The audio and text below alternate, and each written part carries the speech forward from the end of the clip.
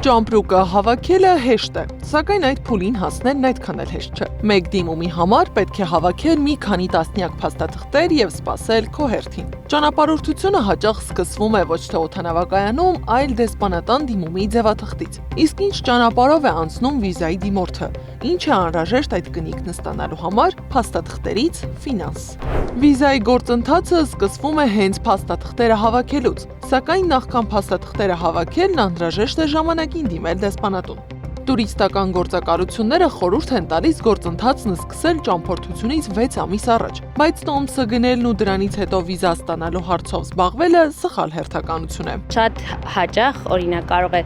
ավիատոմս գնեն եւ օրինակ մատչելի ավիատոմս ձեռք բերեցին եւ շատ դժվարությամբ արդեն դեսպանության տեղերի հարցն են առաջանում։ Այսինչ դեսպանությունը վիզաների կենտրոնին տրամադրում է օրական 60 տեղ,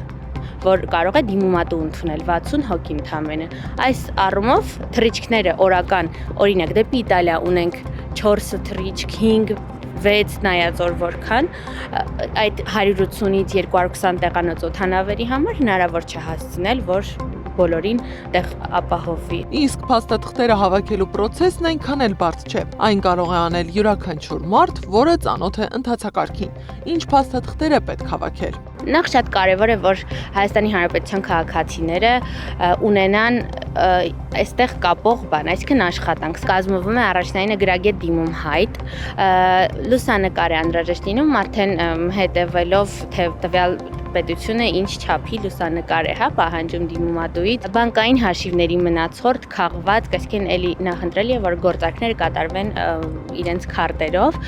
սեփականության վկայականներ եւս դիտարկվում են դրա։ Վիզայի համար պետք է հատկացնել ֆինանս, դիմորդը վճարում է դեսպանատան պետական վճարը, սպասարկման կենտրոնի ծառայության վճարը, երբեմն նաեւ միջնորդ կազմակերպության ծառայության համար։ Շենգենյան մուտքի արտոնագրի արժեքը 35 եվրոին